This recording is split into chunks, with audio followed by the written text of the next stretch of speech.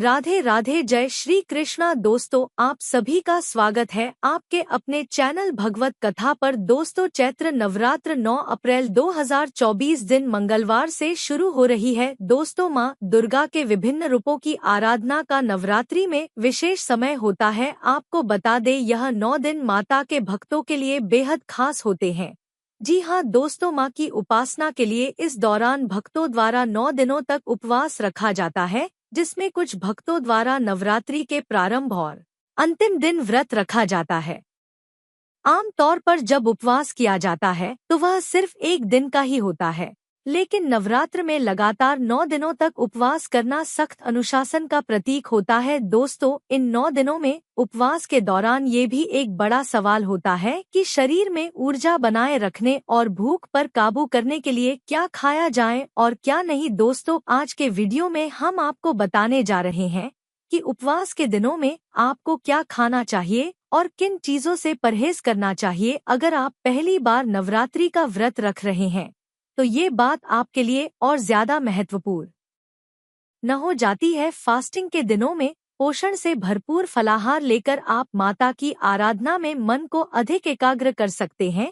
दोस्तों, इस बार चैत्र नवरात्रि में पहला दिन मंगलवार पड़ रहा है, इसलिए इस बार माता दुर्गा जी चैत्र नवरात्रि में घोड़े पर सवार होकर आ रही हैं। माता रानी जब भी घोड़े पर सवार होकर आती है तो इस शुभ नहीं माना जाता है। ज्योतिष शास्त्र के अनुसार देवी जब घोड़े पर सवार होकर आती है तो समाज और राजनीति में बड़ी उथल पुथल होती है। मान्यता के अनुसार अगर चैत्र नवरात्रि पर यदि माता दुर्गा घोड़े पर नहीं बल कि हाथी पर सवार होकर आती है तो मानता है कि माता दुर्गा का हाथी पर सवार होकर आना बहुत ही शुभ और कल्याणकारी माना जाता है। जीवन सुखमय हो जाता है, भक्ति का भरपूर लाभ भक्त जनों को मिलता है। दोस्तों, इस बार नवरात्रि पूरे 9 दिनों तक चलेगी, यानी 9 दिनों तक नवरात्रि का पर्व मनाया जाएगा। ना एक भी दिन काम, ना एक भी दिन ज्यादा, पूरे 9 दिनों तक चलेगी। माता वैष्णो जी की पूजा, माता शेरावाली की विशेष रूप से पूजा आराधना की जाएगी। चैत्र नवरात्रि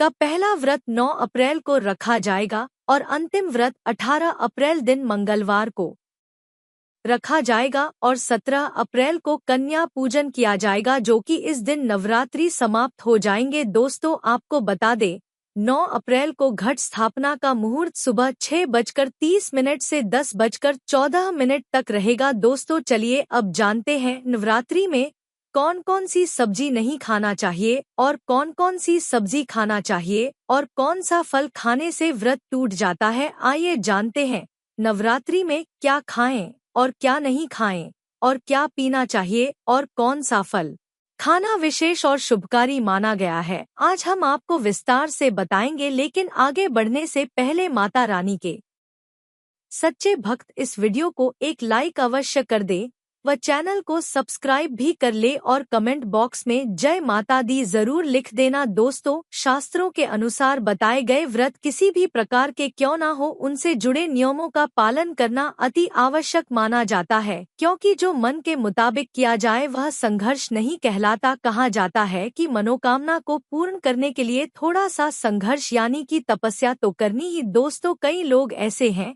जो भगवान के सामने घंटे पूजा पाठ करते हैं तथा रोते हैं, फिर भी भगवान उनकी कभी नहीं सुनता।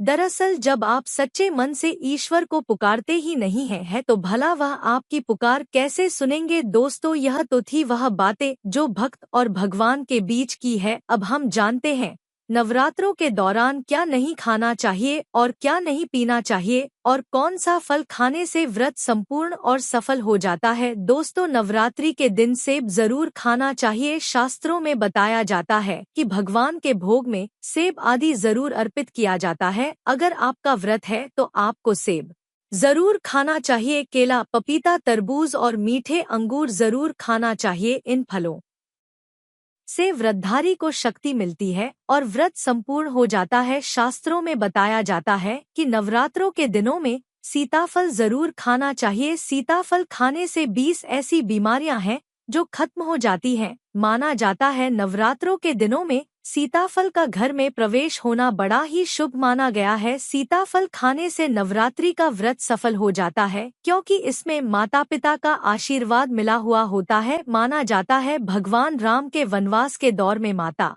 सीता ने यही फल खाया था। नवरात्रि के दौरान इसे जो भी खाता है उसे दुखों का सामना नहीं करना पड़ता। सीताफल आपको जरूर खाना चाहिए। माता सीता प्रसन्न होती है और आशीर्वाद देती है। दोस्तों, भूल कर भी नवरात्रि के दिनों में पानी पूरी कभी मत खाना, क्योंकि इस दिन कभी कभी बीच में शुक्रवार पड़ जाता है और शुक्रवार को माँ संतोषी का दिन कहा जाता है। माता संतोषी खट्टी चीज खाने वाले व्यक्ति से हमेशा क्रोधित रहती है, नाराज रहती है, क्योंकि नवरात्रों में माता संतोषी जागृत अवस्था में हो जाती है। माता संतोषी की शक्ति नवरात्रों में कई करोड़ गुना बढ़ जाती है। नवरात्रों में जब शुक्रवार पड़ जाए तो इमली नहीं खाना चाहिए। माता संतोषी रुष्ट हो सकती हैं, आपको दंड दे सकती है। नींबू नहीं खाना चाहिए। वैसे तो नवरात्रि के व्रत में नींबू खा लेना चाहिए, लेकिन याद रखना शुक्रवार हो तो माता संतोषी के क्रोध से बचने के लिए नींबू नहीं खाना है। इस दिन नींबू का त्याग करना चाहिए। दोस्तों, पानी पूरी क्यों नहीं खाना चाहिए? क्योंकि उसमें लहसुन प्याज होता है और खट्टा भी होता है, जो व्रत को भंग कर सकता है, पाप लग सकता है। ध्यान पूर्वक अगर आप शुक्रवार को खट्टा नहीं खाते हैं तो माता संतोषी आपको धन धान्य से मालामाल कर देती है, आपके घर में अपना वास बना लेती है। बस शुक्रवार के दिन नवरात्रों के दिनों में इस चीज का त्याग करना चाहिए, पालन करना चाहिए। नवरात्रों में लहसुन प्याज और खट्टा, फिर चाहे आपने व्रत भी नहीं रखा है फिर भी आपको शुक्रवार के दिन या अन्य दिनों में लहसुन प्याज नहीं खाना चाहिए। लेकिन हाँ, पानी पूरी आप खा सकते हैं, वह भी जब नवरात्रि समाप्त हो जाए। नवरात्रों में रिफाइंड का तेल और सरसों का तेल भूल कर भी व्रत के दौरान नहीं खाना चाहिए। मूंगफली का तेल और देसी घी और गले का तेल खाना अच्छा माना जाता है। दोस्तों, नवरात्रों में व्रतधारी को डब्बा बंद लस्सी, डब्बा बंद जूस नहीं पीना चाहिए। उसमें कई केमिकल मिले होते हैं, जिसके कारण आपका व्रत टूट सकता है। जब भी आप फलों का जूस पिए तो याद रखें उसमें नमक ना डालें, नहीं तो व्रत टूट जाएगा। साथ ही साथ जूस में बर्फ भी नहीं डालना चाहिए। फलों का सदा जूस पीने से व्रत सफल होता है। दोस्तों, नवरात्रि के दौरान सिंघाड़े का आटा या कुट्टू का आटा खाने से पहले यह देख ले कि आटा पुराना नहीं होना चाहिए, क्योंकि पुराने आटे में कीड़े वगैरह पड़ जाते हैं, जिसके कारण आपका व्रत टूट सकता है। क्योंकि यह छोटे छोटे कीड़े हमें दिखाई नहीं देते और आपके मुंह तक पहुंच जाते हैं। ऐसा आटा खाना मतलब कीड़े मकोड़ों का मांस खाने के बराबर माना गया है। दोस्तों, नवरात्रि के दौरान आप शाम के समय खाने में दही ले सकते हैं, आलू वगैरह खा सकते हैं, आलू के चिप्स खा सकते हैं, साबूदाने की टिकिया बनाकर खा सकते हैं, साबूदाने की खिचड़ी खा सकते हैं, आलू के पापड़ भी खा सकते हैं। कई सब्जियां तो ऐसी है जो नवरात्रि के दौरान भोजन में शामिल कर सकते हैं, इससे आपको एनर्जी मिलेगी और व्रत सफल हो जाएगा। दोस्तों, नवरात्रों में तेल की तली हुई हरी मिर्च खा सकते हैं, लेकिन कम मात्रा में खाना है। व्रत के दौरान ज्यादा तीखा नहीं खाना चाहिए। व्रत में तीखा खाने से व्रतधारी की जो पेट की आते होती हैं उसमें जख्म हो सकते हैं। क्योंकि इस दौरान हम व्रत का पालन करते हैं तो हमारे पेट में कुछ नहीं होता, इसीलिए हल्का खाना खाना सर्वप्रिय और उत्तम माना जाता है। व्रतधारी को रसीले आलू अवश्य खाना चाहिए, इससे हमारे शरीर में ऊर्जा की भरपूर जरूर जो होती है पूरी हो जाती है। आप आलू का पानी पी सकते हैं, रसीले आलू जरूर खाना चाहिए। दोस्तों, नवरात्रों में भिंडी की सब्जी जरूर खाना चाहिए। भिंडी में कई ऐसे पोषक तत्व होते हैं जो हमारी हड्डियों को मजबूत बनाते हैं, तथा नवरात्रों में बैंगन की सब्जी जरूर खाना चाहिए। लेकिन याद रहे, जब नवरात्रों में सोमवार पड़ जाए तो बैंगन की सब्जी मत खाना, पाप लगेगा। नवरात्रों में सब्जी में हरा धनिया जरूर डालना चाहिए। हरे धनिये से भी व्रतधारी को पोषक तत्व मिलते हैं। नवरात्रों में हरा धनिया अवश्य खाएं, इससे जो शुगर लेवल होगा वह कम हो जाएगा। नवरात्रि के दौरान आप दूध पी सकते हैं, जो आपको ताकत देगा। चाय वगैरह भी पी सकते हैं, लेकिन याद रहे उसमें नमक ना डालें। चाय में नमक डालने से व्रत भी टूट जाएगा और हड्डियां भी गल जाती हैं। एक बात का ध्यान रहे, व्रतधारी को पेट भर खाना यानी गले तक भोजन नहीं करना चाहिए, नहीं तो व्रत रखने का कोई भी फायदा नहीं होगा, थोड़ा थोड़ा खा सकते हैं। दोस्तों, नवरात्रि के 9 दिन आदिशक्ति माँ दुर्गा को समर्पित होते हैं। नवरात्रि के 9 दिन माता रानी के 9 अलग अलग स्वरूपों का पूजन किया जाता है। नवरात्रि के 9 दिनों तक माता रानी को अलग अलग स्वरूप के हिसाब से अलग अलग पुष्प, अलग अलग भोग अर्पित किए जाते हैं। लेकिन क्या आप जानते हैं, आप ऐसी वस्तुएं हैं जिन्हें नवरात्रि के दौरान भूलकर भी माता रानी को अर्पित नहीं करना चाहिए। अगर इन वस्तुओं को आप गलती से भी माता रानी को अर्पित कर देते हैं तो आपको व्रत और पूजन का पूर्ण लाभ नहीं होगा। इसीलिए माता रानी की कृपा प्राप्त करने के लिए आपको यह जानना अति आवश्यक है कि वह कौन सी ऐसी वस्तुएं हैं जो माता रानी के पूजन में भूलकर भी इस्तेमाल नहीं करना चाहिए। तो दोस्तों, चलिए शुरू करते हैं। 1. तुलसी के पत्ते अर्पित नहीं करने चाहिए। माँ दुर्गा के पूजन में तुलसी पत्र का इस्तेमाल करना वर्जित माना जाता है। तुलसी पत्र के अलावा आम वाला भी माता रानी को अर्पित नहीं करना चाहिए और दूर्वा भी माता रानी को अर्पित नहीं करना चाहिए। दूर्वा भगवान श्री गणेश जी को अति प्रिय है। नवरात्रि में आप भगवान गणेश को दूर्वा अर्पित कर सकते हैं।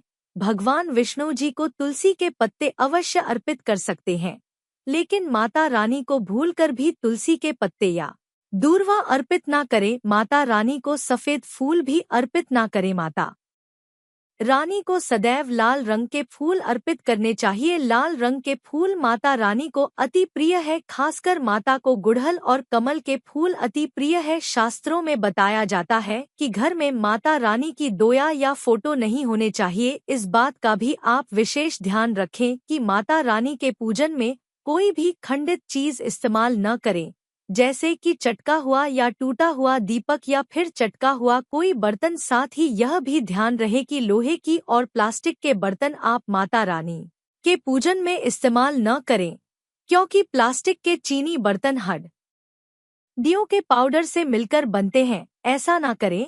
ऐसे बर्तनों को माता रानी के पूजन से सदैव दूर रखें। माता रानी को जो पुष्प अर्पित कर रहे हैं उन्हें सूंघना नहीं। सूंघे हुए फूल या गिरे हुए फूल या फिर मुरझाए हुए फूल माता को अर्पित ना करें। 2. नारियल। हिंदू धर्म में नारियल को समृद्धि, धन, श्रद्धा और सम्मान का सूचक माना जाता है। नारियल को श्रीफल भी कहा जाता है। नारियल को सुख समृद्धि में वृद्धि करने वाला माना जाता है। नारियल का हर मांगलिक कार्य में विशेष महत्व होता है। जैसे कि आप सभी जानते हैं कि माता रानी के कई मंदिरों में नारियल से बाली भी दी जाती है और माता रानी के पूजन में नारियल का इस्तेमाल हम सभी करते हैं। खासकर कलश की स्थापना नारियल रखकर ही की जाती है। माता रानी की पूजन में हम नारियल इस्तेमाल करते समय कुछ गलतियां कर बैठते हैं। दोस्तों, नारियल कई प्रकार के होते हैं, एक सूखा, दूसरा हरा जिसके अंदर पानी होता है। जिस नारियल के अंदर पानी होता है, माता रानी के पूजन में सदैव पानी वाला और जटा वाला नारियल ही इस्तेमाल करें। नारियल का पूर्ण होना चाहिए। नारियल चटका हुआ या टूटा हुआ नहीं होना चाहिए, क्योंकि सबूत नारियल ही पूर्ण और पवित्रता का प्रतीक होता है। साबुत नारियल ही सुख समृद्धि का प्रतीक होता है। साबुत नारियल को ही यानी कि माता लक्ष्मी जी का फल कहा जाता है। नवरात्रि में माता रानी के कलश की स्थापना करते समय जाता वाला यानी पानी वाला नारियल ही कलश पर स्थापित करना चाहिए। साथ ही यह ध्यान रखना चाहिए कि नारियल को सदैव कलश के ऊपर लेटा कर रखना चाहिए। घट स्थापना करते समय कभी भी नारियल को खड़ा करके नहीं रखा जाता। नारियल को सदैव लाकर कलश के ऊपर रखा जाता है। साथ ही नारियल को स्थापित करने से पहले आप नारियल को लाल कपड़े में लपेटकर उसे पर और फिर लाल चुनरी उड़ाकर आप नारियल को कलश के ऊपर स्थापित करें। शास्त्रों के अनुसार कलश के ऊपर जब सही तरीके से नारियल रखा जाता है और सही प्रकार का नारियल रखा जाता है, तभी ही व्रत और पूजन का पूर्ण फल प्राप्त होता है। यह भी ध्यान रहे कि महिलाएं माता रानी को नारियल अर्पित तो कर सकती है, लेकिन कभी भी माता रानी के सामने नारियल को भूलकर भी ना तोड़े, क्योंकि नारियल बीज रूप होता है और स्त्रियां बीज रूप से ही शिशु को जन्म देती। इसीलिए कभी भी महिलाओं को नारियल नहीं तोड़ना चाहिए। 3 लौंग हम सभी माता रानी के पूजन में इस्तेमाल करते हैं। लेकिन लौंग का इस्तेमाल करते समय एक बहुत बड़ी गलती कर बैठते हैं। हमेशा ध्यान रखना चाहिए कि माता रानी को सदैव फूल वाली लौंग ही अर्पित करना चाहिए। जिस लौंग के ऊपर फूल नहीं होता या फिर जिस लौंग के पीछे लकड़ी की डंडी नहीं होती, उसको आप माता रानी के पूजन में भूलकर भी इस्तेमाल न करें। फूल वाले लौंग को ही पूर्ण माना जाता है और माता रानी की पूजन में कोई भी अपूर्ण वस्तु, कोई भी खराब वस्तु या टूटे हुए अक्षत इस्तेमाल नहीं करना चाहिए। इसीलिए सदैव माता रानी की पूजन में फूल वाली लौंग का ही इस्तेमाल करें। 4 नवरात्रि के दौरान शादीशुदा महिलाओं को सफेद कपड़े पहनकर पूजा पाठ नहीं करना चाहिए। साथ ही साथ काले कपड़े भी नहीं पहनना चाहिए, इससे पूजा व्रत आदि खंडित हो जाती है। माता की चौकी जब आप लगाएं तो उसके नीचे कागज नहीं लगना चाहिए। माता की चौकी हमेशा लाल कपड़ा बेचकर ही बनना चाहिए। हमेशा याद रहे, नवरात्रों के 9 दिनों तक व्रतधारी को अपना आसन माँ की चौकी के आगे ही लगाना चाहिए और वहीं पर आपको सोना चाहिए। मंदिर को नवरात्रों के दौरान अकेला नहीं छोड़ा जाता, बहुत ही अशुभ माना जाता है। जरा आप ही सोचिए, माता रानी 9 दिनों के लिए धरती पर आकर आपके घर में रहने के लिए आई है और ऐसे में आप उन्हें अकेला अगर छोड़ते हैं तो माता भी आपको छोड़कर चली जाएगी। वह कहेगी इसको मेरी जरूरत नहीं है, वह अकेली पड़ जाती है। इसीलिए माता के पास में ही सोना चाहिए। दोस्तों आज के लिए इतना। जय माता दी।